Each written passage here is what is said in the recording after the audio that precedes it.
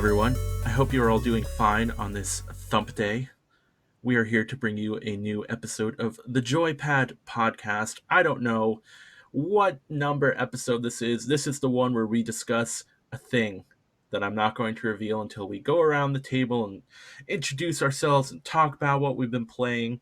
Who are we going to start with this week? Let's start with me, because I'm talking. I'm Mike Pinto. I'm currently drinking a Susquehanna Brewing Company Shady Spot Lemon Shandy. It's delicious. It's also a local brewing company, which is why I bought it, to support local business. Should I talk about what I've been playing too? No. That's kind of important. Gosh. All right. So really, I haven't been playing too much. Ever since I completed Final Fantasy VII Remake, there's been a hollowness in my life that I don't know what to fill it with. So mostly, honestly, I've just been playing Stardew Valley and watching YouTube. I've been thinking about what I'm going to jump into next. I've still been playing Brave Fencer Musashi and Breath of Fire 2. Megan and I have been discussing going through The Last of Us together. And I think it's time for me to jump into Horizon Zero Dawn finally. Ooh. I have not played that, and I've owned it for a long time. I haven't given you my spoiler on Horizon Zero Dawn, have I? You complained about it a lot, but you haven't given me a spoiler. Well, I don't mean to complain. It's not a bad game. It's an early PlayStation 4 game, and for its time, it's very well done. The story lost me at a certain point, and when you get to that point, I want to talk about it because there's a topical joke about that point, but I don't want to spoil it for you. So maybe by next week I'll have jumped into that game, or maybe I'll just keep playing Stardew Valley. Who knows? It's hard to say. Megan, what are you drinking? What have you been playing? What are you up to? How are you feeling? I'm feeling okay, pretty stable this week. I'm enjoying some non-sponsored Wegmans purified water. That's my drink of choice. And I finished Final Fantasy VII Remake, and I'm feeling the same as you, Pinto. I have this hole in my heart now, and I don't quite know what to do. I am playing right now. I actually just started Star Wars Fallen Order. I didn't get too far into it, but I don't know. I dig it. It feels kind of slow with combat. Have any of you played it yet? I did play it. It's one of the many games in my life I have decided to switch over into easy mode because I felt like I should be able to cut things with a lightsaber instead of just whack them. And I found I enjoyed the game more once I did that. Okay, maybe that's the problem. Yeah, I did feel some of the slowness though, and some of the exploration is kind of time consuming. Yeah, it feels a little clunky. I mean, I read that it got a lot of good reviews, but I don't know. The verdict is still out on it, so just started that. We'll see how it goes. And played some Payday 2 for the first time, even though it's been out forever. Yes, cool. Yeah, we played 6 that years. together, and we played the Goat Simulator mission. Yeah, Good times. It was glorious. I never in my life before have I rescued a goat from a burning building, but my God, I would do it again and again. Never have I ever tried to rescue a goat from a burning building and got lost so many times in the burning building. Do you feel and fell through the floor multiple times too at that. Firefighters have hard jobs. They do. They do have hard jobs. Do you feel forever changed by the experience? I feel like my love of goats filled with drugs is ever expanded. I can say that much. I love the Vlad missions in Payday 2. They're some of the best missions, and they're really fun if you have a team of 4 like we had that night. So that's awesome. I did not go into the burning building with you guys, but I did find a goat stuck to a ceiling fan. And then when I tried to grab said goat, I got electrocuted until someone turned off the breaker box. So Didn't you know that goats are excellent conductors of electricity? I didn't, Which but was a now thing I that do. The game actually said. Yeah. And you didn't need to go into a burning building because you were, wielding dual flamethrowers for that mission, I think? Yes, I went into that mission with a flamethrower as my primary weapon and then also a flamethrower as my secondary weapon. And it was pretty great. Not gonna lie. Flames Fleming, were thrown. Fleming, how are you this week? What are you drinking and what are you playing? Tell us more. So I am drinking Yingling's Lord Chesterfield Ale. I have never had that one before, so supporting relatively local brewery, though mass-produced Regional. brewery. That's fine. Regional, not local. Regional brewery. And how is what one might call the LCA? The LCA is pretty good. It falls into the have it if it's like on sale or something, but don't purchase a whole case of it. That's kind of where I am. So yeah, I actually got that from a craft pack of Wegmans beer, so that's why I got this one. Represent. I'm also excited for my purple haze that I have in there too, which I know we all find glorious. That is good stuff. But no, otherwise I am doing well. And I have played pretty much the games that I consistently play, War Thunder and Payday 2 quite a bit. The reason I've been playing them is because I've been actually doing tons of computer upgrade-y kind of things and been working on my recording setup. I want to make sure it's really high quality. I want to try to take some time and record personal videos, not just videos with you guys. So it's been a lot of work, around that stuff. Still getting my game on, of course, but all of that. And I have a very unfortunate power supply issue at this time as of May 2020 when we record this episode. It's very hard to find power supplies, and for anyone looking for a power supply, don't take mine because I'm having a lot of trouble finding a power supply that works for me at the moment. I do have an order in for a couple weeks from now, but I'm having to kind of jerry rig another power supply on top of the case because the cables are too long or too short. I don't have a long enough cable to actually plug it into a full tower case, and the cable mod support would be like $40, so I don't want to really do that. $30, especially with how high power supplies are. So basically doing like prepping for hopefully glorious recordings coming up in the next couple weeks. So check out those when they come out. Nice. Tom, what are you up to? What are you drinking? How are you doing? And all of the other things that you're doing and playing. I am drinking I am drinking nature's finest beverage, dihydrogen monoxide, straight out of my refrigerator's filter. So it's good. Recently, I've been engaging with the Shiner prickly pear, which is something you folks in the Northeast do not have as much. But Shiner here in Texas is a big brewery that makes a lot of good and wide variety of beers. They make a lot of really good seasonal beers. There's a Ruby s'mores Red. beer. Ruby Red's fantastic. Yeah. Also, it is low carb. So when I've been doing keto diets before, Ruby Redbird. But prickly pear is not quite the same thing, but it's also very good. They make a s'mores beer around like October time, which is delicious. Is Ruby Red like a red ale or whatever? It's It is right? a grapefruit brewed beer. Yep. Okay. So it has a delicious. it has a tinge of grapefruit to it. It's pretty light, but you get that citrusy taste, almost like a shandy kind of thing. Very good. Highly recommended. I think all of us love shandies here. I'm not a big shandy guy. Welcome to the JoyPad Beercast. Yeah. Sorry. JoyPad Brewcasts. You're welcome. That's fun. I'm also wearing a topical shirt, and I'll stand up so YouTube can see it. Woo! Megan doesn't know who that is because he's not in the remake. Yet. Ha!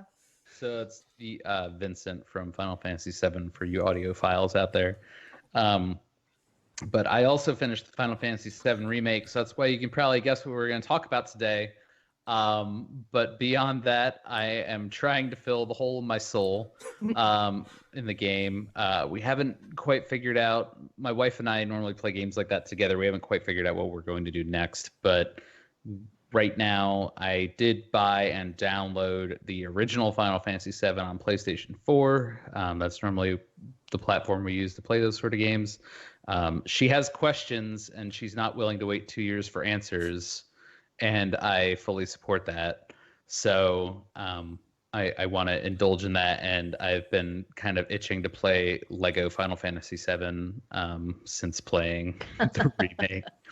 Well, So is it the I thought there was like a remastered version of 7 for They PS4, really right? didn't do much to affect the Oh, okay. graphics I at thought all. that they They I thought added they mouths to the character sprites and made their eyes look more realistic, okay. Oh, weird. well, and like that's the it.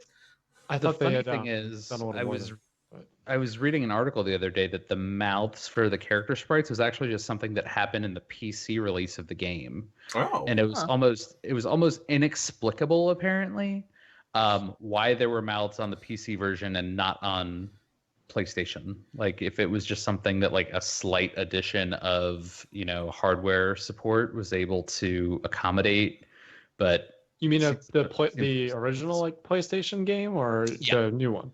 Oh, I actually can go into detail on that, but well, I mean, I'll hold it. when we say mouths, all I mean is there's like a black circle where yeah, there's just like a little line on it looks like everyone's Yeah. in perpetual shock throughout the entire game because Yeah. it's just Yeah. a black circle. But apparently that was like a nuance that emerged when they did a PC release of that. So they Weird. did remaster Final Fantasy VIII shortly That must after have it been was the one I'm announced thinking that 7 came out, and it's better. Yeah, The cutest guy in the room line is no longer is a huge goof. So that's just one of my favorite memes. Just go ahead and Google "you're the best looking guy here" and check those image search results if you would like to have a laugh. But aside from looking into that one, I've been considering playing Xenoblade Chronicles, which is a game that I have for my Switch, and they released a remaster of that as well. And a friend of mine has told me that that is a very good game to play. Shout out to you, Mark. I will get to it eventually. And aside from that, I've been playing a lot of Madden because I've been working a lot, and de-stressing is very easy for me in that game because all I have to do is turn it on for 20 minutes and throw like 50 touchdowns. I go, oh, I'm great. I'm the best person ever. I am footballs. But yeah, that's a bit it. wow. Sorry, I'm waiting for that motorcycle to go by, which is loud God. even through my closed window. But You ran out to give him a hug, didn't you? no. I played too much Grand Theft Auto to feel comfortable around people in vehicles. Well, if you see a man on a motorcycle, you can just run up to him and go, I need this, and then just toss him off and take it. So I think we've made enough implications to what this week's topic is going to be. Now that we have all completed and, or in the case of Fleming, watched most of the Final Fantasy VII Remake, we've been talking about it for weeks, and I think it'll be good to just get it out of our system to have like a nice big discussion on the game. Now that we don't have to worry about spoiling other people about what happened. We are only going to touch on the remake itself. I don't want to delve into things that happened in the original for Megan's sake, because she has yet to play Final Fantasy VII OC. Can we touch into the differences though up to this point? Oh yeah, So like, okay, for just sure. making sure I understand the ground rules because this game gave me a lot of feelings, good and bad. Don't Yeah. mess this up for me. But yeah, we're going to play Final Fantasy VII Remake. You guys won't be able to see it, but I'm going to hold up. I bought the deluxe edition, which came with some cool things. I had to wait like 2 weeks after the game launched to get it, but it came with this mini soundtrack here, the regular case, the deluxe edition art book, which is actually really nice. There's some cool pieces in there, and also the steel box, which has everyone's favorite bad boy Sephiroth on the front. Yeah. But I'm pretending to be able to see what you're doing. that's right. But yeah, we have all Wow. completed the game, and I Amazing. think generally we all feel pretty positive about it. Well, why I don't we think do a summary? Let's go through summary. Like, what would you overall rate the game, and give a basic summary of it? honestly, okay, I think I would give it, if it was its own original game and I didn't have anything to compare it with, like if I had not played Final Fantasy VII, the original game, went into this blind, I'd probably give it like a 9 out of 10. Knowing what I Okay. know about the remake or the original and what they changed, I'd probably say 8 out of 10. I still really liked it. The only issues I had, and it's not even issues, perhaps because I won't know how I feel about it until the next installment comes out, is what they did with the ending of the game, which is, I think, what all of us feel, is that the Yeah. ending is really what threw everything into disarray. I still think it was well done. I enjoyed it, but I don't I can't say with certainty how I feel about it until I know where they're going with it. So Okay. that's where I'm at with it. Otherwise, I loved the game. Everything they did to expand the world and delve into characters and expand other characters' parts, I liked all the extra characters they added. Honestly, like, I had no real issues with the game at all. I really liked it.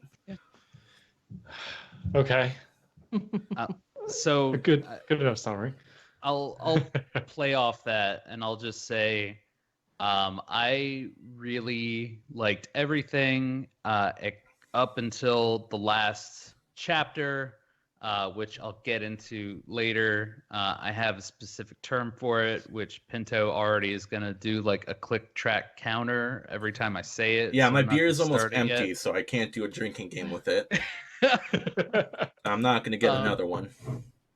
but it was so good up until that point, and I think there were just some storytelling rules that were violated once it got to that point. Uh-oh. Um, What would but you rate it out of 10? Just the what overall would summary. I want to say 8.5 or a 9. And I think that's informed a little. I did watch a reviewer online that I agreed with a little bit when he explained things from his perception a little bit, about some of the. I'm just going to go ahead and do the super duper spoiler and the alternate timeline nonsense. He explained some of that a little bit, and I became a little bit more okay with it, just because I don't mind the idea of an alternate timeline. I don't mind the idea of same setting, same characters, different events. That's okay to me. And I don't think that you should necessarily be beholden to a 23-year-old script. But I think they did such a fantastic job with the characters and the settings and expanding on things the whole way through. Really, like, I don't think there was any flaw in character motivation the whole way through. I don't think there was any flaw in um, story. I think someone just decided there had to be a super epic ending, and that they had to ham fist some of what was going on, and it just felt really rushed at that point. And when you rush things like that in terms of telling a story, you mess it up. It gets sloppy. It's like saying, okay, I've spent 2 hours of my really well thought out, like Quentin Tarantino movie, like just developing characters and plots and everything, and then there's 10 minutes left. I got to rush to the ending. I did the thing where you know who everyone is, and like that they have to kill a guy and steal a diamond, but it hasn't happened yet, and I have 10 minutes of movie left. So okay, they all show up at one place, and I don't tell you how they all show up at one place, but they do, and he shoots a guy and he takes the diamond, and then a question mark appears on the screen. Like, that's bah. Yeah, I felt a little bit like that as well. And like, this is my first time playing the game. but it felt rushed. Yeah. I don't know. At what point did it feel rushed though? Right towards the end, probably Yep. chapter 18, like end of 17, beginning of 18, and I just like I felt like they threw in a lot of new information, especially like for me, who is Zach? Who is he? Why does he look like Cloud with a mullet and 2 shoulder pads instead of 1? Like it did feel like they maybe could have built up some of it more. Uh, Maybe added a bit more, because at that point, would it have hurt? But yeah, it did feel rushed right about that time. What would you rate it out of 10? Since that is the question du jour. So I really enjoyed it overall. I thought it was great. I don't know, not having played it, the story was cool. I really liked the characters. I thought they were really fleshed out. I would probably give it an 8 out of 10, and that's just simply because the ending did feel rushed. I felt like I was getting a lot of information that I really didn't fully understand, maybe because I didn't play the full game, and I don't know if it was maybe a detriment to my experience that I haven't, like, this is my first introduction to it and I'm only getting half of the story. Like, there's so much more that I want to know about. And I talked with Pinto about it, and he said, yeah, the ending is completely different than anything that happened in the original. Yeah. I'm interested to see where it goes. I feel like it was setting it up for where the next chapter will begin, but I don't know. I liked it, but I would give it probably an 8 out of 10. Yeah. So I alluded earlier to the review that I watched, and the review I watched was the Pro Jared review of the Final Fantasy VII Remake. And one of the comments he called out, which I completely agree with, is it's not really like you would feel like going into it that it's a game that you can just engage with without any prior knowledge. But the way that things are set about by the time you get to the later half, I'd almost say the last quarter or even just the final couple chapters, prior knowledge is almost required to really understand. So at that point, it's not really Final Fantasy VII Remake. It's like Final Fantasy VII, a different story, or something like that. And which is fine. It's just, it hurts if you're in the position where you don't have the prior knowledge and you're expecting to be able to get the same experience. I think if it was a full, complete, like from beginning to end, it was the whole game. Yeah. I would probably feel different about it.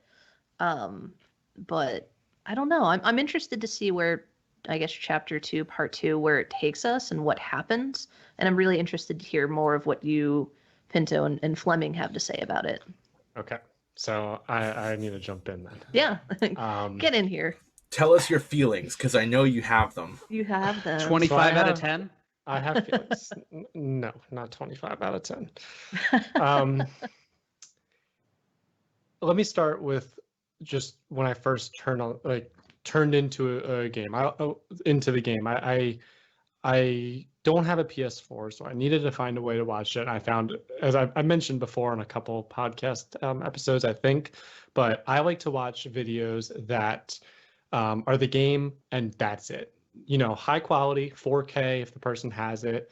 1080p would be great. We find too. Basically the best possible quality and with no commentary. So I'm not getting any kind of judgment, and hopefully decent enough gameplay. Maybe not my way of playing a game, but good enough.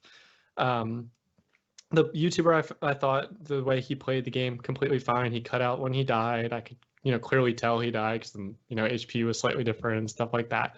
All fine. So I don't think I'm biased in any way by the recording, and the quality that he got was great.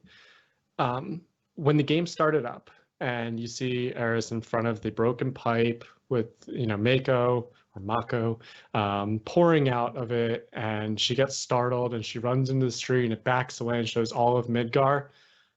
I don't get very tearful from games, and I don't think I got tearful, but I got very sentimental because that scene in that game is arguably what really set me on a path of loving games forever. we were in that 8, 9, 10-ish year old category where, RPGs and fantasy really built, our love of games. So I was amazed, and I was just so excited to get through the game.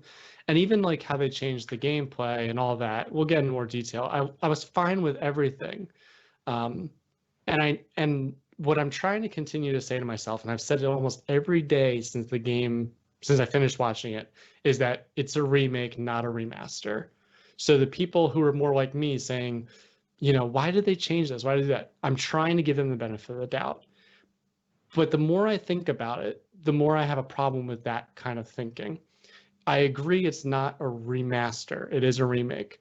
But the things that, if we take that first scene with Aerith, and how, if you take the original video of that, the, and that cutscene's available on YouTube. I know there was one person who had very similar thoughts to me that I found. Sure, you can find on YouTube. I don't have his name on hand. He said, the way they expanded upon that. So in the original game, it was just she's looking at a pipe, she stands up, she starts walking, she looks up, and then you see all of Midgar. This time, they gave her almost a story in that without telling you anything. All they did was make her get startled. Why is she startled? Why is someone coming out of the shadows to, haunt her, chase after this girl? Why is she checking behind her as she runs into the street? Why does she hold and coddle a flower? Like, they gave more story without having to give more story. And that to me would make a remake be a remaster for people like me, but give people like Megan more excitement to the game, more like trying to learn, what is actually going on here. So if I take that kind of approach to looking at the game gets a 10 out of 10 to me of how they expanded some of those things.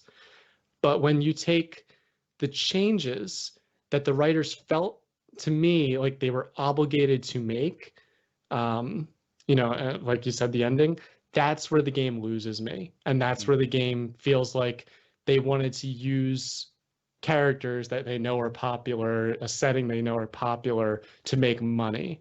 And that bothers me greatly. You shouldn't take people have been asking for a remaster of the game for years. And I mean, like, literally since 1997, they've been waiting for a remaster.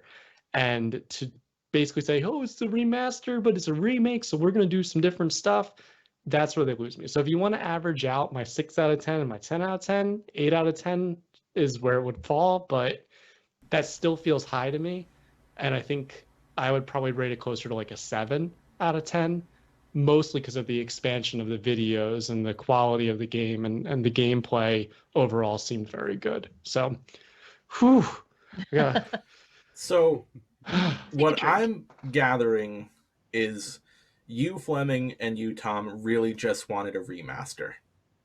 No, I'm totally okay. I don't know if I completely disagree, but I'm totally okay with many of the changes that were made in terms of story events. The problem I have is with the absolute last chapter. And just with a couple things that they did in the chapter right before that. If I can jump right into it, if it doesn't matter so much, guess what I was fine with? Barrett getting stabbed by Sephiroth. I was fine with that. I was blown away by that moment. Like, what did they mean by that? I think everyone that played that game, that has played the original Final Fantasy VII, and probably everyone who hasn't, Megan, you can tell us your reaction. Like, I was shocked. Like, I didn't expect that.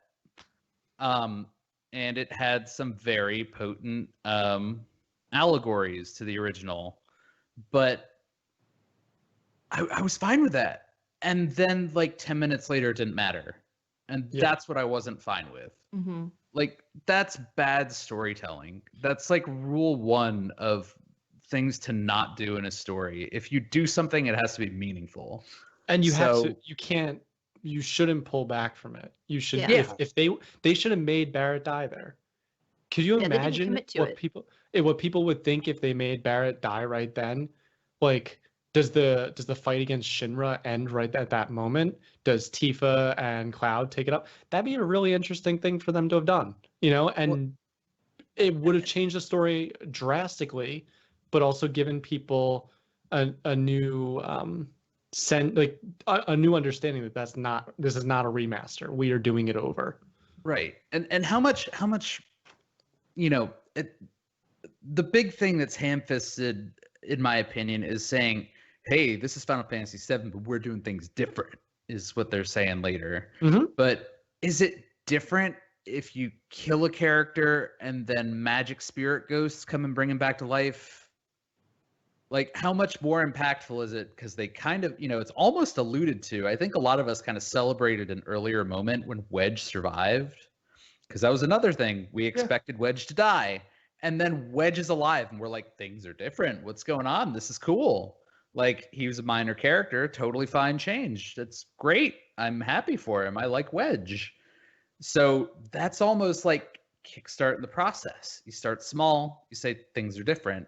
Then Barrett gets shanked, and everyone's like, things are really different. That's a great way of putting it. Change a couple small things to make it feel like when you make a big change, like you really hit your audience, Right. That's a fantastic point. And oops, sorry, go ahead. No, I was just gonna say, and to the point of Wedge and Jesse and Biggs, the expansion on them, their story wasn't great. It was kind of just a story, but it gave their deaths more impact. And yes, kind of deaths, that's another thing too. Like, it seems like the writers were like coming up with ideas, and the developers were like, okay, and they programmed it in, and then later on the writers like, oh, I really shouldn't have gotten rid of this guy. Can you just make him come back? Okay. And they just plug it in. It didn't feel like someone put a stop to that was high enough. The lead story writers just said, okay, like if this one people are coming up with, this is what we're gonna do. Direction started to fall off. Yeah. I'm not sure why, but it and to the point, late, very late. Yeah. Well, to that point, and that's where it bothers me. The story of Final Fantasy VII is a wonderful story from start to finish, a wonderful story. And to me, when you say a remake, not a remaster, I wasn't looking for a direct, just better graphics. I was looking for them to add on. I was looking for them to flesh out. I was looking for them to expand with side quests or with other details. It's just, to me, if you're going to make those changes, you got to commit to them. Yeah. So it just felt like, to me, every time they were thinking about making a change, they were almost too scared. They didn't have that will there, and they just kept pulling back because they didn't know what was acceptable and what wasn't. As you say in StarCraft, you gotta commit. I mean, no, that's exactly right. If you do something, halfway, it's not going to be effective. Yeah. If you want to kill Barrett, just kill him, because people are going to be like, where does, like, or don't. If you want him to stay alive, don't kill him. Yeah. Well, it's the same with Wedge too. Wedge was, we were talking as we went through the game, and we were like, Wedge survived. What? Like, that's amazing. Wow, like, what are they going to do with him? And then right at the end, no. Wedge is thrown off a building again.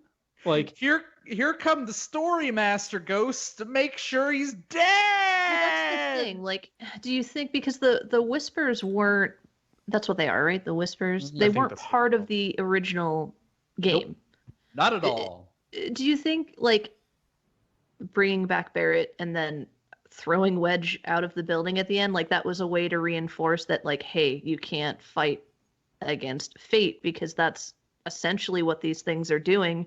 They're making sure that you follow whatever timeline or whatever grand plan there is. I'll say fine, but let me ask you a question, though. Megan. Why would they say, why would the Whisperers not be around when Zack suddenly is alive after killing like 1,000 Shinra soldiers? Yeah. Well, so that's part of the thing. So that's where you need the prior knowledge of Zack used to die, and then. Sorry, Megan. No, Sorry, that's okay. Megan. I was going to spoil it for myself eventually by like looking up a wiki or something on Final Fantasy VII. But like, do you think they're playing with alternate timelines or like Yes. another dimension? Like, I think I So talked to Pinto about this too. one thing that got pointed out in the review that I watched, which again I supported, it was very helpful. When they take that long drawn out moment where it flashes up the bag of like sniffs snacks or whatever, Oh, and okay. and it's a different dog, Right. that's your cue that it's like a different timeline. So like Okay. things are changing so Because that that's like supposed to you've be like the moved. stamp dog Yeah, or whatever, stamp. right? Sorry, not sniff, stamp. I was going with it. But yeah. But yeah, so like that basically just reinforces like why they've been pushing that angle so far, like the whole way, and then Mhm. finally they're it'll say like, look, you move timelines. Right, right. So I think that was the idea, and that didn't really latch on with me till I thought about it more later. Yeah. But I I kind of I hate being so negative right now, but I called it really early on where I said that the two biggest things that concern me are the spooky ghosts Hmm. and the random Roche guy who just seemed like they ham-fisted him in there too. Was he not in And the original? nope. Okay. Completely new character, and I called it entirely that he showed up once and never again. Which it was pointless. It was there to give you a fun motorcycle battle, and it was a fun motorcycle battle. It's fine. But Whatever. and I'm It's just okay a with them character. adding something like that. That to Yeah. me is all right. Like, yeah, people might be like, "Oh, I missed that guy. I want to see that character." But like, He was a crappy character. Can we be real? He had no substance.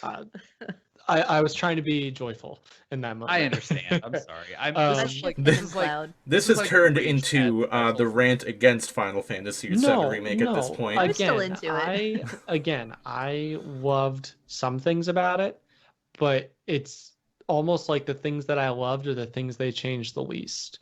So like I loved another and it often turned into like it seems like the people that did the cutscenes understood where to expand story versus the people that wrote like the timeline of the story, if that makes sense. So like another scene that I loved is when you see the fight occurring on the pillar where it's going to be taken down.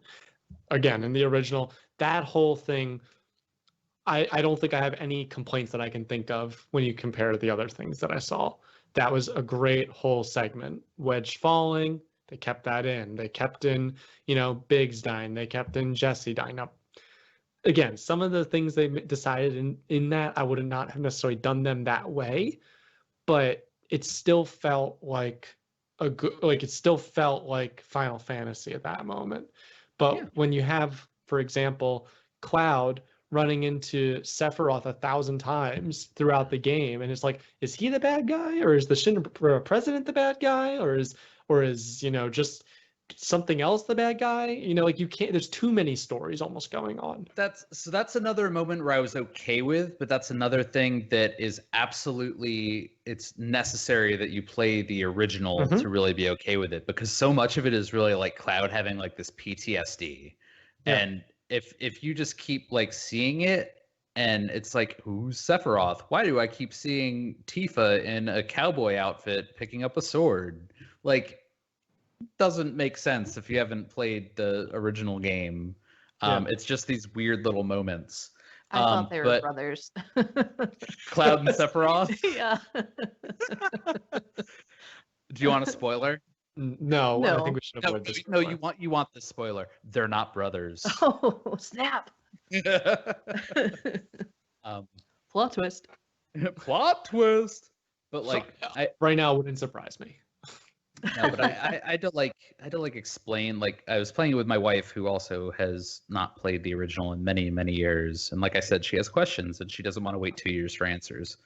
But while she's watching it, she's like, "Why does Tifa know who Sephiroth is?" And I'm like, "Well, she's met him before. Like, they don't tell you that in the story, but they have." So I think it's meant to be experienced through the lens of having played the original. And I think that angle is kind of undersold. But I don't have problems. I mean, they changed so little for the most part. And for the most part, like you've been talking about remake versus remaster, the way I think of it is going deeper rather than wider. And for the most part, the game goes deep. It takes the approach of finding a character that you like and either making them more likable by fleshing out their story or by their fleshing out their interactions or by giving them more of a personality. So like in the case of the Avalanche characters, Jesse, Wedge, Biggs, you get much more backstory for all of them. You get that mission where you go to Jesse's house, which gives you more of the actual personalities of those people. You ultimately like them a lot more, where in the original game they're kind of throwaways. They died, you're like, see you later, sucker. You just keep moving. I was sold at Cat Daddy. Oh, Cat Daddy. Let me ask all of you, and Pinto, you're getting so quiet. I'm gonna ask you. Oh man, that moment that you have a question and then you lose it. YouTube. I don't remember my question. Favorite question. It was such a good question too, and by good question, it was just something I was thinking right at that moment. So it's not that good of a question. Well, someone farted in my face. I don't know. I really don't. I seriously Isn't had that really life's it's gonna bother me. Anyway, keep going. It's gonna come back to me. So, I mean, honestly, I think a lot of the best character development moments were even for like main characters. So Cloud, to me, in the original is pretty unlikable, especially by the time you get out of Midgard. There's very little that makes him more of a likable character. In this game, they did a very good job of preserving the same cold exterior at the beginning, but morphing him into a more likable character, and I really enjoyed that. That's a great point, and I completely agree with that. They made Cloud much more of a character that you want to learn more about, and you also know is not as hard as his outer shell appears. I also really like the relationship between Aerith and Tifa, which you got to see develop over time, where I don't think it was as developed in the original game. I think in the remake they made it more apparent that they kind of develop a bond and a friendship of, I don't really know how to describe their relationship. But it's clear that they're like looking out for each other and that they have kind of like the same interests at heart, and that they're trying to kind of protect the same things. I think part of it is even just bonding over like protecting Marlene, even though it's not really discussed that way. But I don't know. Just if I had to think about it, I think part of it kind of comes out in that moment after Aerith kind of makes the sacrifice for her. And I think Tifa kind of shares some of that motherly responsibility for her, even though there's no relationship with her and Barrett or anything. It's just, that's who she is, Whereas I think a lot of like childhood memories of Final Fantasy VII or original are like, they're both fighting over Cloud. They want to both just be with Cloud. They don't like each other. And like, no, they very much. There was a couple moments of that though. Like Aerith at one point says like, and I'm not worried. I have my bodyguard C, and she like pulls his arm and is like mine. And like Tifa kind of gives her like a little bit of a look. But I agree with you. There's a lot of moments like in the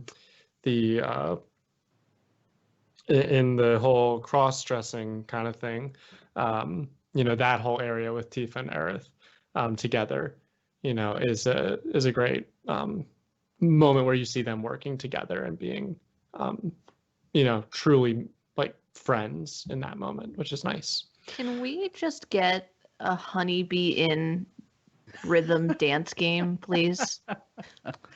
Here with the honeybee.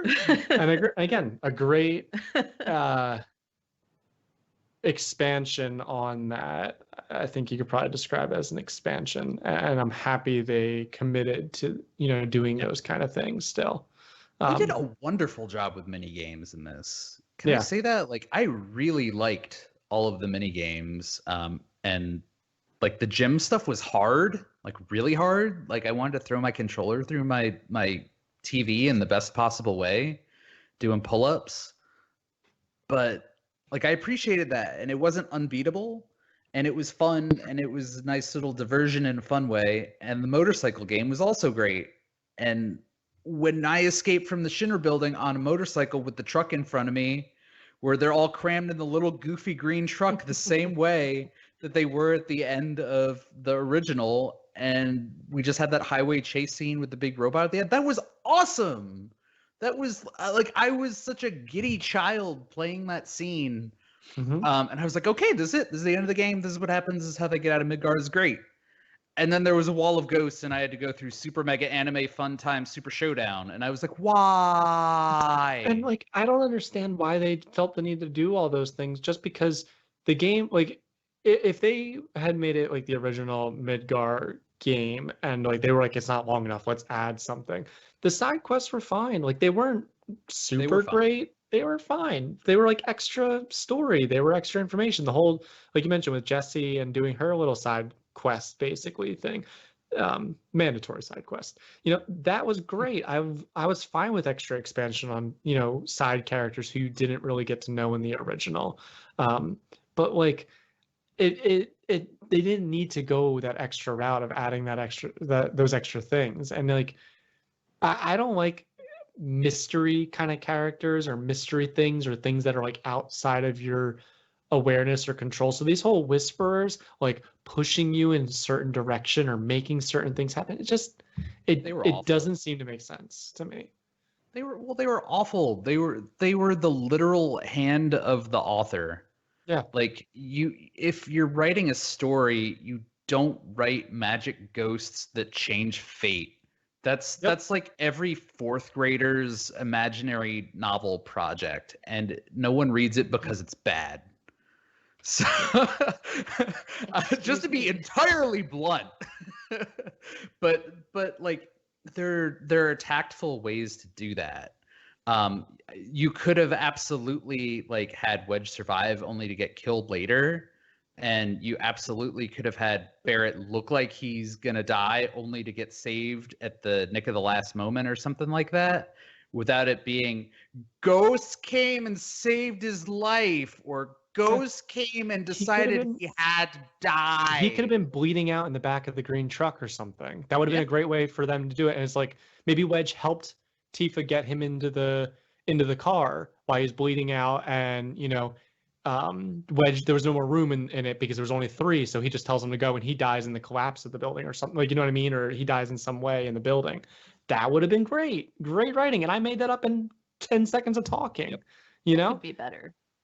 Well, okay. You know what? Pinto's so quiet. Pinto's gonna talk now. Okay. Pinto. I liked the game. That's all I have to say about it. I didn't mind the ending. Part? Like the ending. It's just the ending. That's really it for me too. Like, I mean, the ending did, like the very end, the very final cutscene after the battle with Sephiroth, like that. It did leave me wanting more. And again, like I said, I think part of it is my limited experience with the game. It just felt rushed, but I really did enjoy it. Did you enjoy Super Mega Anime Final Ultra Mega Showdown? Yes. With Sephiroth? No, like going into like Ghost Vortex. Oh, like that elemental thing, the 3. Yeah. I actually did like that. I thought it was a neat way to fight a giant mega boss. I did like that. That's yeah. I had no qualms. Pinto? Yeah, I liked it. It honestly made me think of the very last fight in the original game when you fight Sephiroth and you have 3 different parties and you're switching back and forth between them to take down different parts. I liked the party switching. I liked the party switching thing that they did. I was fine with that. What I didn't there's a concept in movies, books, video games, media called a Deus Ex Machina, where a thing just shows up out of nowhere to resolve stuff. And that's what that entire thing was to me. It was like the epitome of bad storytelling. And I call it Super Mega Anime Final Showdown because that's what animes do. They just shove a giant boss in your face out of nowhere. And that's what it felt like to me, because I went from a moment where I'm on the motorcycle following the truck, which is a thing that happened at that part in the original game, and I was giddy like a child. And you know what happens when you get to the end of the road? You get to the end of the road. You go to the next town. That's it. It felt like they didn't want to end on what they looked at as a low note. You know, they felt like they needed to end on like a final hard objective. And that goes back to their original decision to do just Midgar. Yeah. Which I think the final boss could have been, you know, the robot. Or could have been something like that. They could have knocked you out of the truck and stuff, and you're out basically outside of Midgar at that point. You fight it in the desert kind of area, and that's the end of the game. Yeah. You know, that would have been a fine ending. They didn't need to make it. And here's the thing, like if you, let's say I don't know how many games they're also going to take. I'm going to assume 3 here. If they end every game with you fighting Sephiroth, like, yeah, it just, which I assure you that's what they will do. I am fairly confident that's what they'll do as well. And like, it ruins to me the story developing over time. I don't know. I hate. Let's switch to what we loved, because Pinto just said he likes the game, and I think we need to switch to what we loved about the game more. I just want to ask one question, because you brought back like you fight Sephiroth. I wanna go to Megan really quick, because she hasn't played the original, and you said like up until a certain point you were like, maybe Sephiroth is Cloud's brother. Yeah. Tell me who Sephiroth is. I still have no idea. I do. Well, I mean, he was I'm assuming a Shinra soldier. Yeah, that's correct. Like he's a war hero, well renowned. Yeah. I'm assuming that something happened that he did not leave on good terms, based on when weird short dude with the bad hair Palmer saw him. Yeah. You know, because he was trying to say like, hey, I'm pretty sure I saw him. And then there was like the woman in the capsule, and I don't know what his connection is to her. But yeah, I still don't really know who he is. Yeah, won't spoil any of that for you, but that was the point I kind of wanted to get to, is like, you don't really know who he is. And that's, I don't want to super harp on like the previous, like the original game, but at that point in time in that game, you don't really know who he is then. And that's fine, because guess what doesn't happen at the end of a road in Midgar? You don't have a super extra dimensional showdown with him. Mm-hmm. So it's just beats like that which are out of order to me. Yeah. I hate that this is what I'm focusing on, because I love so much of this game, but it's ham-fisting when you just create a vortex of spooky ghosts out of nowhere and you fight a guy that you don't know who he is as a super last boss. I'll push off of that. I mean, I basically already said it, and I think everyone kind of already knows. Sephiroth is the final villain. To me, defeating the final villain before is not a good. Until the final fight is often not a good way to make your game. Usually, maybe you'll fight somebody, but they'll either win or like the battle is inconclusive. Winning a battle just isn't quite the way I think you go. Well, and you fight Sephiroth so many times in the original Final Fantasy VII, but they're meaningful battles. They're not timeline crossover space battles. I guess that's true.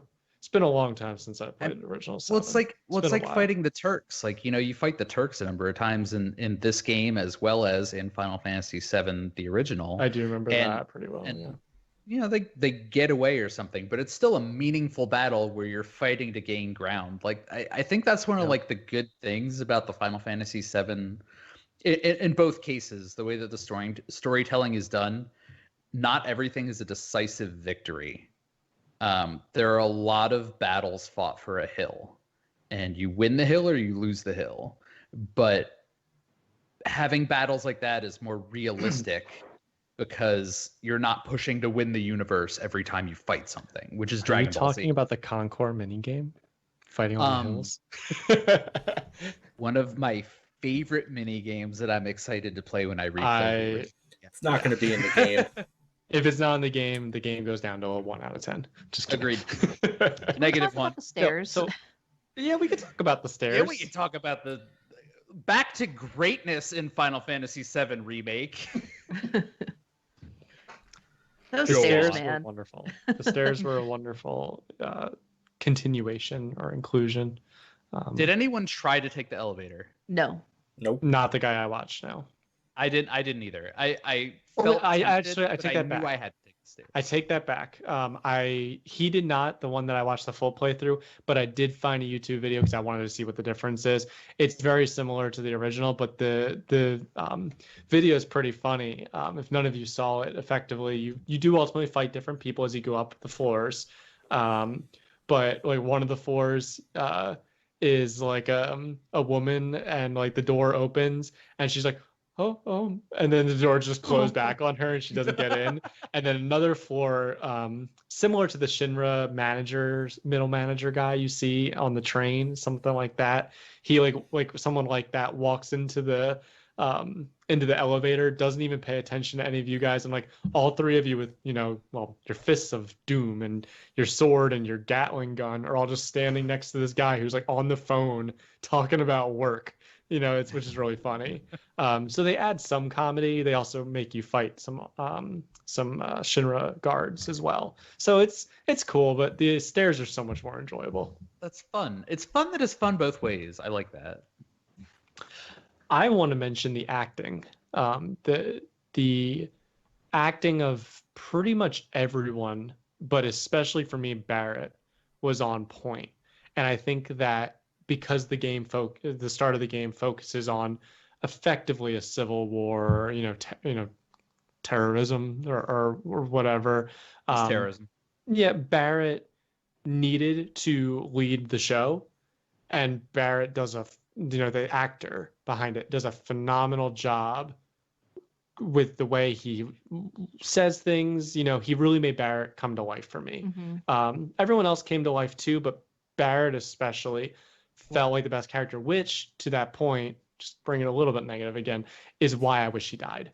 It would have, he was like character number one for me throughout that. And the idea of him dying right then, or at least getting actually injured, would have been, I think, so much more meaningful if they had done it. So I know you've never heard this tonight, but I totally agree. And I think one of the things that really made Barrett one of the best characters in this game is how much more brought to life he is, because in the previous game, he's almost a caricature. Yeah. He's just kind of like a really angry guy who wants to destroy stuff and swear a lot. Well, they could also animate him more. So like in the original game, you mentioned right at the start of this episode, in the original game, one of the challenges of the developers was that they couldn't model the mouths because they were using so much to make the 3D environment, to make all the various characters, to do everything else. They were basically running out of like space to do things. So they basically said, we're not going to do mouths. So in the like Final Fantasy VI, a lot of and other sprite-based games, a lot of those games use the mouth to describe shock or describe laughter, etc. But in this game, all they could do was the body movements. And if you remember, Megan, you won't, but in the original Final Fantasy VII, Barrett all the time was just like, oh, for you two people, I'm throwing my arms up around in the air. That's what he did. And I agree with you, Tom. He was basically a caricature in Final Fantasy VII. I felt so much of a human. Yeah, he also thrusts his fist out in the air and stuff like that too. He felt much more like a person to me in this game, and that would like really brought him to life. And I think if they didn't have who they had voicing it, I think if they didn't do as much as they did with Barrett in that game, it would have been a pretty poor story overall. I think he held the story together, arguably throughout a lot of it. Whoever wrote the lines or punched up the lines from whatever they were given as base material did an exceptional job of working in character, fleshing out development, and just making it all come alive. I was awestruck by that from the first moment, really. Yeah. And I came in expecting to go like, how are they going to do Barrett? Because the way he was in the original game will not fly in 2020. Like, I just do not think, like, if you play that game again, you can accept that it's a game of its time. I do not think Mr. T with a gun for a hand is really going to be something that somebody wants to see in beautiful 4K and accept as the leader of some sort of I think power he brought plant. a lot of levity to certain situations too. Mm-hmm. Like comedic timing, perfect, and that was part of the writing. But I enjoyed that. But also heart, like he's fighting for his daughter. Like, yeah. He takes like that's so taken to heart, that entire game, which is awesome. Even when he's fighting the or not fighting, but messing with the president of Shinra at the end, like just toying with him. That was great. Oh, and then he bumbles away and grabs a gun. Also, thing that didn't happen in the original game, but great addition. That's the kind of thing you can do that's just like, here's a slight deviation, which doesn't have much impact, like story-wise, but it shows character development, because the president of Shinra, God help me, I don't even know how many lines he would have in the original game, if any. Like, he's such a bit player. Only a couple that it's very, very, he's very minimal. But that's also because he basically meets the same end as he did in the remake. Right. Can I bring up the Shinra building 4D Super Promised Land experience, which is one of my absolute favorite things. That was really cool. Wasn't that awesome? Yeah. Like, like they're never gonna use like those CGI assets ever again, and they took the time to build that to the extreme. Yeah. And put that in there. I thought that was incredible. I would go watch that in a 4D theater like 20 times in a row, and I would want to feel those little wind machines that blow my hair back the entire time.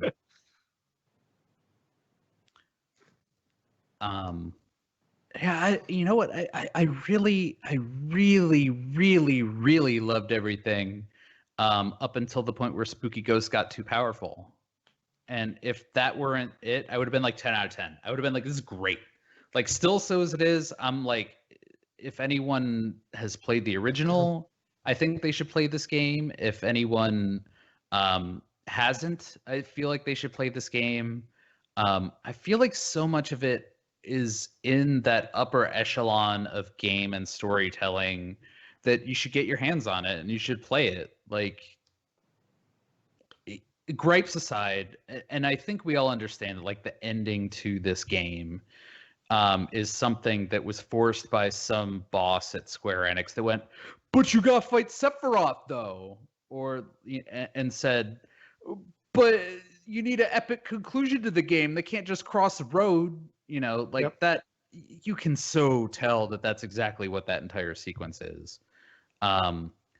But at the same time, I feel like it's redeemed a little bit by the fact that they use some of that to get into changing the timeline and saying it's going to be different.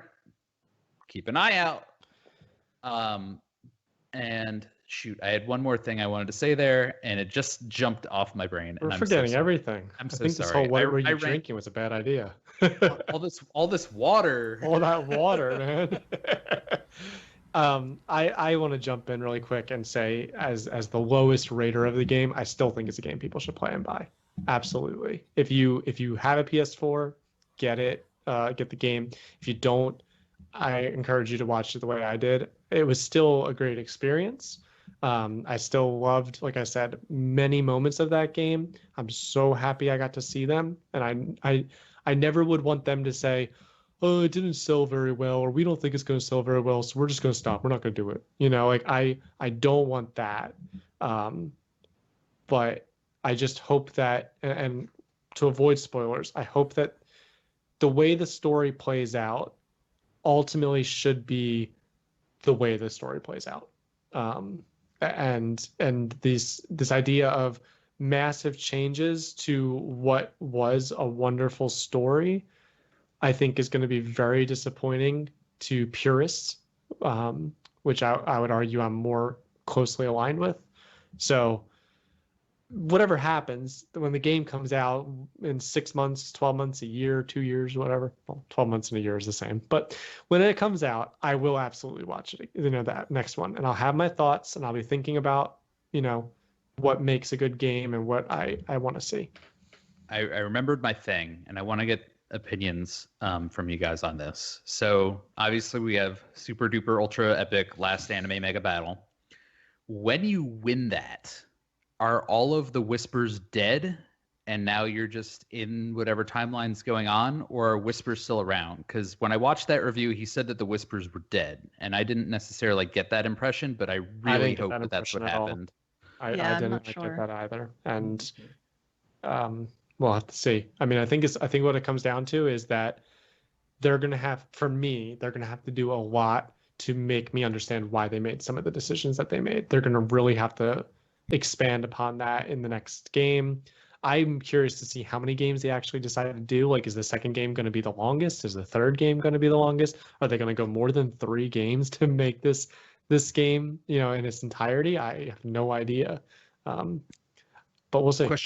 Question 2. Did you love Red 13? Yes. Yeah, Yep. I did. And I was Like, fine I with read- I loved him too. He was great. I was fine with you not even being able to play him yet. I think that's okay.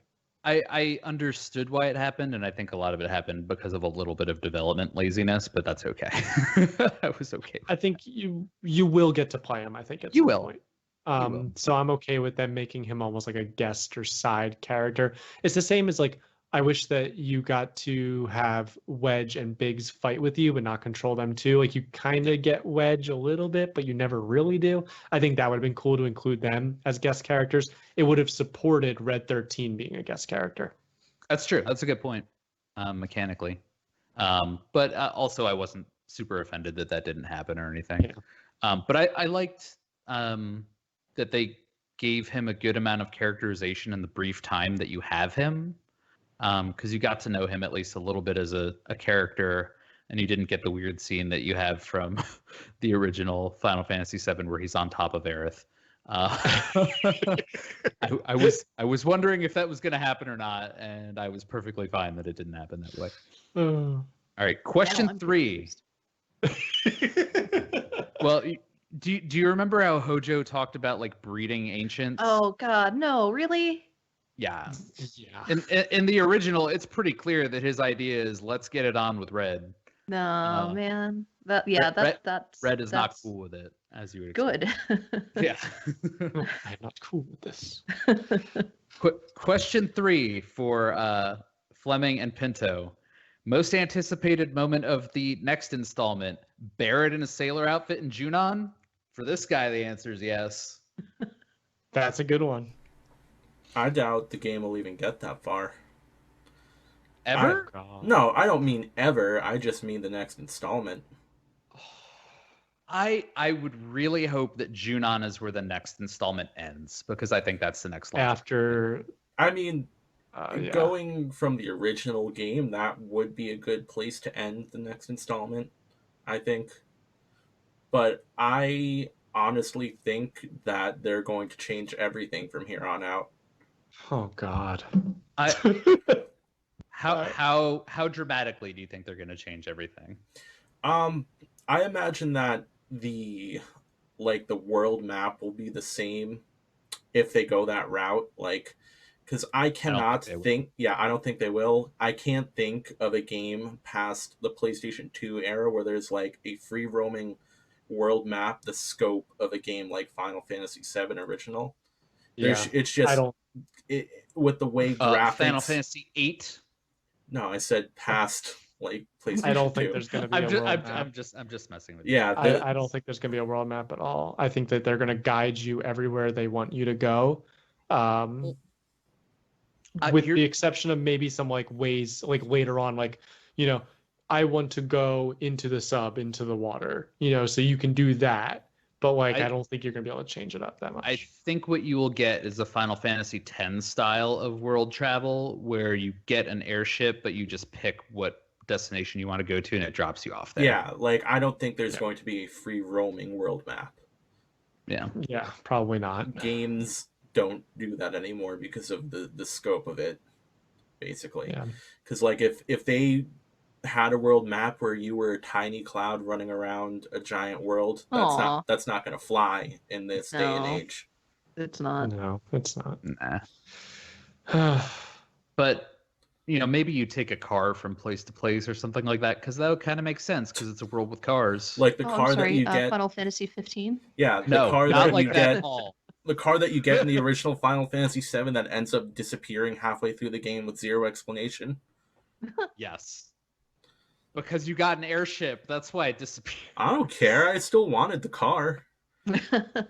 I wanted all the vehicles. Because Yeah. eventually you get a gold chocobo that can traverse any terrain. I hope that all the chocobo breeding and racing and all that is still intact, because that was great stuff. I love that. I just Megan, want there's to- chocobo racing. Get ready. Thank goodness. I was hoping that there would be more chocobo action other than like as a waypoint. Yeah, that was kind of new and different, and I was fine with it, but it was different. Yeah, It took so long to load that I could have it run. did. And I just felt it was faster to run everywhere. Oh, I used the chocobos a lot. I guess we'll have to see what they come out with. 2 years later, My nerves are there. coronavirus is still rampant. My nerves are there, and I have my fingers crossed, my toes crossed. that we're Well, gonna then see let a me good game. ask you, Fleming, and I guess Tom too, Megan. It kind of doesn't apply to you, but I think, are you going to play the original before the next installment comes out? Do you think? It depends on planning- how long it takes. Oh, Yeah. Well, You like make- if it's 2 sorry. years. What's that? I said like if it's 2 years. Probably at some point I'll get around to it. Maybe. Like, I It's on the Switch. You can play it honestly there. would be Yeah. completely fine with it if they changed everything. It's not like it's rooting my childhood, you know? I can always go back and play the original. How would you guys feel if it were completely different from here on out? I'd prefer them do completely different if they make certain situations in the game not occur, or they drastically change certain things. I don't want to say what, but if they're going that route, if they go that kind of route, that I know a lot of people are nervous about, just I guess it goes back to Tom and I's discussion maybe 20 minutes ago. Commit whatever. If you Commit. want to change the game, but keep the Junon attack in the game, please, because that's literally my favorite cutscene of all time. Just putting that out. When the water elemental or water weapon is attacking, it's literally my favorite cutscene ever.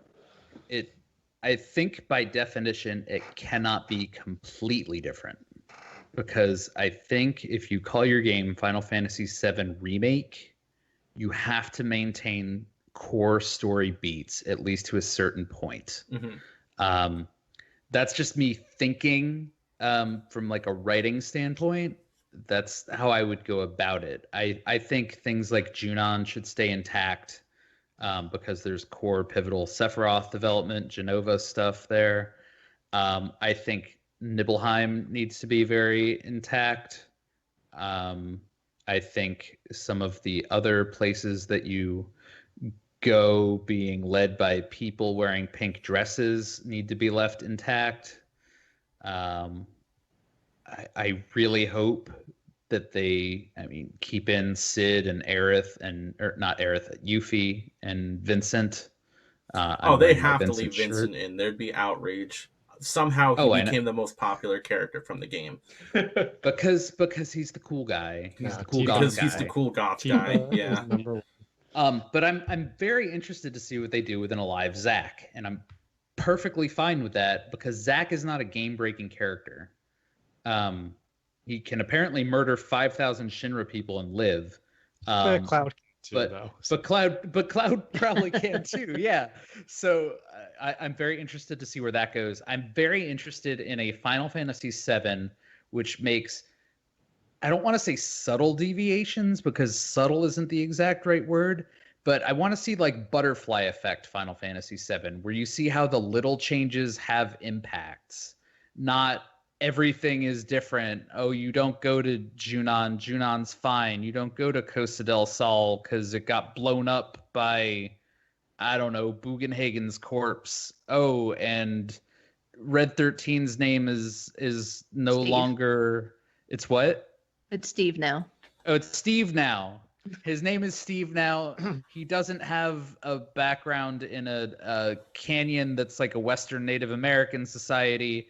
No, he lives in a city down by the river and hangs out with Chris Farley on Tuesdays, and they just caught him because he got drunk. Like, you know, I'm being super over the top in like how that would ever be, but like, I think you want to keep a lot of the core story beats. Obviously, you have to keep Gold Saucer. You know, all that kind of stuff that makes everyone's, you know, nostalgia flare up and go, yeah.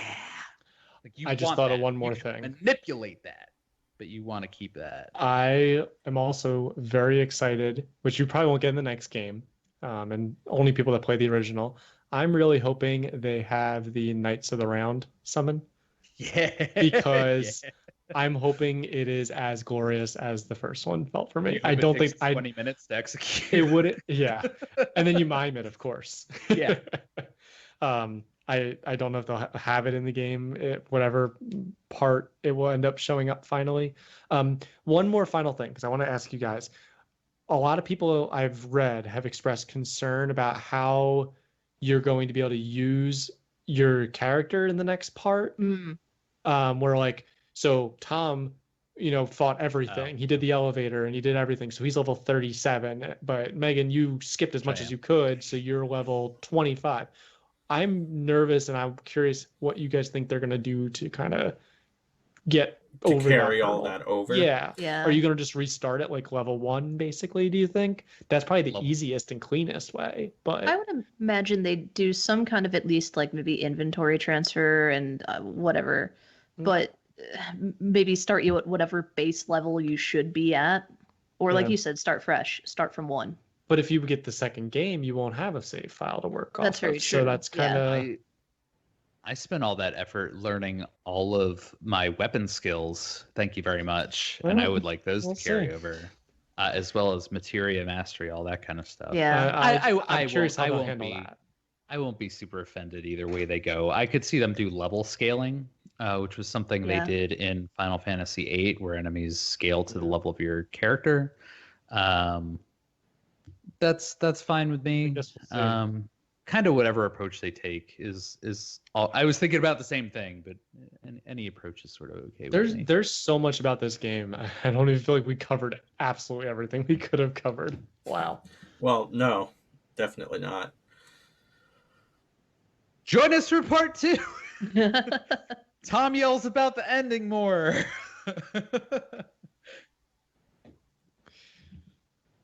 Well, we've been going for about an hour and 20 minutes now, so yeah, that's a lot longer than any of our other episodes.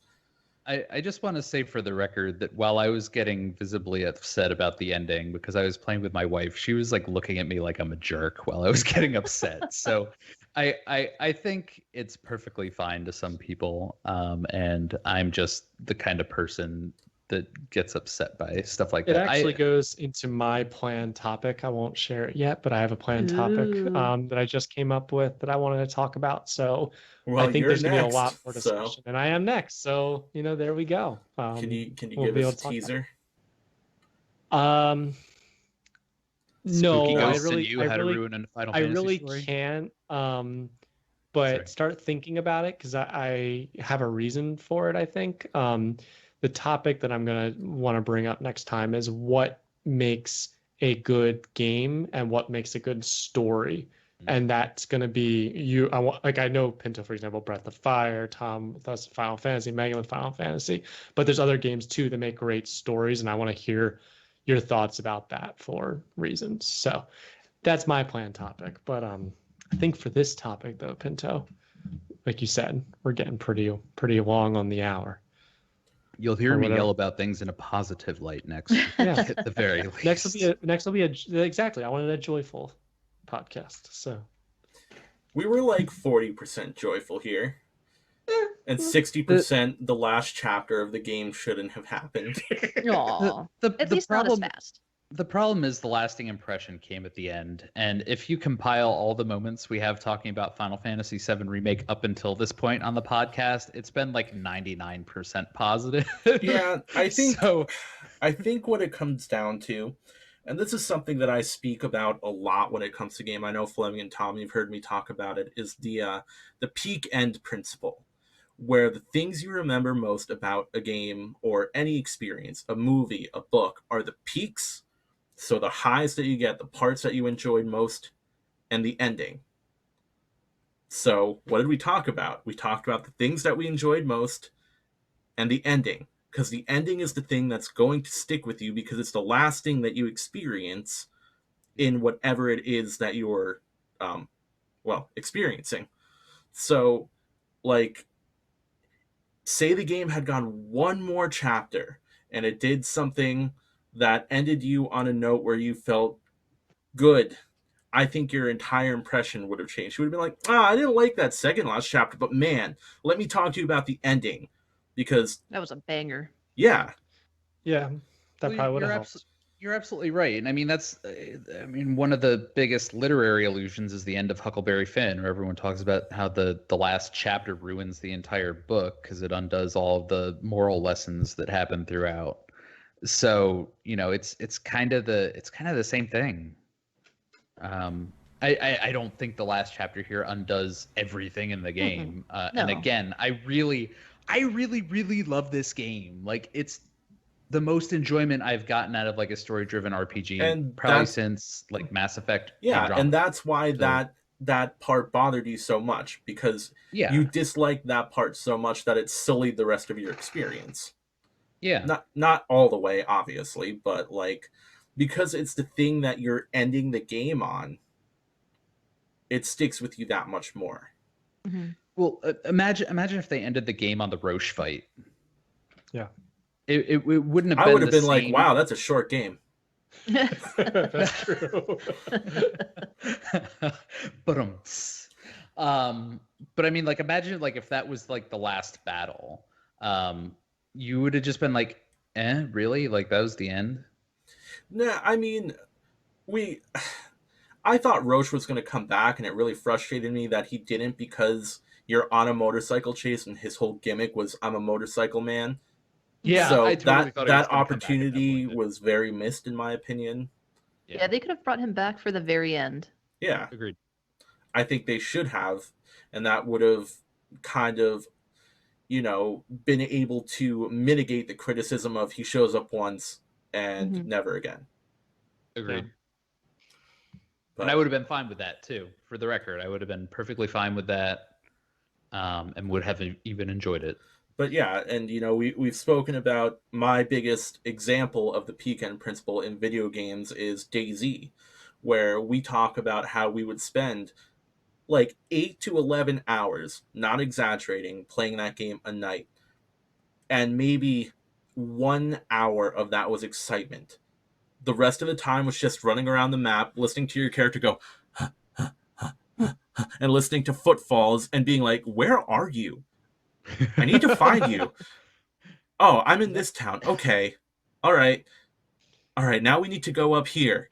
All right. So it's going to take us 2 hours to walk there on foot. So that doesn't sound exciting at all. But then you get into that moment where you have that great firefight and you come out with great loot. And that's the part that you remember. You don't remember the 6 hours that you spent running around a map doing nothing except running and eating beans. Yeah. Very, very true. So yeah, that is why I think more people have a problem with this ending than I think is, I guess, reasonable. It's because it's the thing the game leaves off on. I think it's reasonable to be upset with the ending. I think it's it veers into the territory of the unreasonable to let the ending ruin your enjoyment of the game as a whole. Yeah. But I mean, the internet, man. That's what's gonna happen. So I everyone that haven't, hated the game needs I to love the haven't game. read any like reviews or anything of it because I feel like I'm going to see a lot of that, and I just don't need that negativity in my life, man. I enjoyed the game. If you didn't enjoy the game, you didn't enjoy the game. But don't try and convince me that I shouldn't have enjoyed it. Yeah. Yeah. Well, the video that followed the one that I watched, which I thought was informative, again, it was by Pro Jared, who I think does a pretty good job with these and is a Final Fantasy fan. It was informative. I think it did a pretty good job of leaving most bias out. And I enjoyed that, and I needed someone to validate my feelings in that moment. So the video that came on immediately after that, which was also some sort of Final Fantasy VII review, was some YouTuber I've never heard of with a bad microphone that started out with him going, Final Fantasy VII Remake sucks, and I'm going to tell you why. And I immediately just turned it off. I was like, I don't want to hear this. I really enjoyed this game. There was a part I disagreed with that I needed to hear a little bit more about from a good constructive lens. And I got that. And the world just doesn't need 87 guys sitting in their basement with their backwards hat on going, this game sucks. So take that, backwards hat guy. And our backwards hack listener has just left the game or left the podcast. Glad you're wearing your hat forwards, Megan. He just went like this. Oh, I know. Yep. Now I'm forwards hat guy. All right. Hang on, there's a car going by. Never mind. It's quiet. Final thoughts. Good game. Not a perfect game. I don't think anyone thought it was going to be perfect. And if you did, you were going to be disappointed. But it was very good. 8 out of 10. 8.5 out of 10. I'll go that high. I like 8.5. That's about where I'm at. I think it came very close to perfection at certain times, and I think that's why there was a little bit more disappointment when we had some of the moments where it fell short. Yeah. I think if there were a couple takeaways, it was commit and the age-old proverb show don't tell. So the ghost could have been replaced by something else with the same narrative plot device. Outside of that, love the combat, love the story, love that it maintained a lot of the same beats that were fun and is colorful. I wanted it to be colorful. I was so happy that it was 8.5 out of 10. I really liked it. Yeah, as the third person that played it, I mean, after talking about it and really thinking about it, I'd still say 8, maybe leaning more towards, 8.5.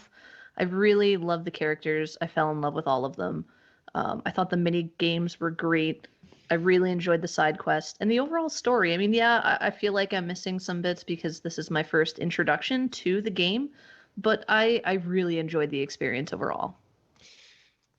There's the final one. I'll take the peak principal thoughts to heart and say for all the moments that I truly did love the game, it can get to like 7.5 out of 10 for me. Somewhere around that. So don't hate me, everybody. And that was our Final Fantasy VII Remake discussion. We will not talk about this game for hopefully some time. That's a lie. We're going to talk about it next week. I mean, I'm probably going to jump into hard mode soon. So. Oh God. Why? Because I want to. Apparently, there's manuscripts that you can only get on hard mode. I don't even know what those are. You would play it on hard mode if you could, right? Oh, I would have played on hard mode like right away. I mean, Absolutely. You can't. You have to beat it first to get hard mode. I would have played it. I would have been sad and then probably not played it. But then maybe I would come back to it later. So. I probably would play it like right before the game came out again. The next part is what I'd probably do on hard mode. Anyway. So yeah, thank you for indulging us in this. Let us know what you thought. I'm sure if you've played the game, you have opinions, and we would love to hear them. Positive, negative, but here's the thing. Back up your opinions, please. Don't just be like, as Tom said, Final Fantasy VII Remake sucks. Not that Tom was saying it. He was mocking a guy that said it. That wasn't Tom's opinion. All right? I'm doing the finger wag. You can see it. Cut my audio and take it out of context, please. Put it everywhere. Oh, on that's YouTube. going to be the It's going to be intro. yeah. Right as the beginning of the episode starts, I'm just going to have Tom go, Final Fantasy VII Remake sucks. And yeah. All right, So good. everyone. Thank you. This episode is really long. I might have to market this as like a special, super extended cut episode. So 90-minute special. Yeah. That's fair. thanks. Well, Tune in plug next our week stuff. for Fleming's topic, where I think we'll probably have a more cheerful Absolutely. outlook. Yes. Absolutely. All Do you want me right. to say the thing? Before you say the thing, I do want you to say the thing. I just want to say, please make sure to follow us on all of our social medias. JoyPad Pod on Facebook, JoyPad Pod on Instagram, also JoyPad Pod on Twitter, but no one's manning the Twitter, so I don't recommend you follow that. Oh, hey, I'll probably give up on that. I'll just say Facebook and Instagram. can we thank our friend who made the wonderful illustrations of us? Oh, that's Oh my right. gosh, yes. I don't So know how by to the pronounce her time- last name, so Tom, you do it. I got it. So by the time this will be posted, our logo should be updated with some wonderful little cartoon drawings of us done by a good friend of ours from college, Shock. Thank you so much, Alex. They are beautiful. I love it, and they're just adhering to all the principles we talked about in our first episode of color, vibrancy, and fun. So shout out to you. Thank you again so much. And now you can say the thing. Oh, I'm gonna say the thing now. Yeah, Is everyone on board with me saying the thing? totally. Yes. Yes. go. Okay. All right, here we go. Ready? Stay joyful, everyone. Bye-bye. Bye-bye. Bye. Bye.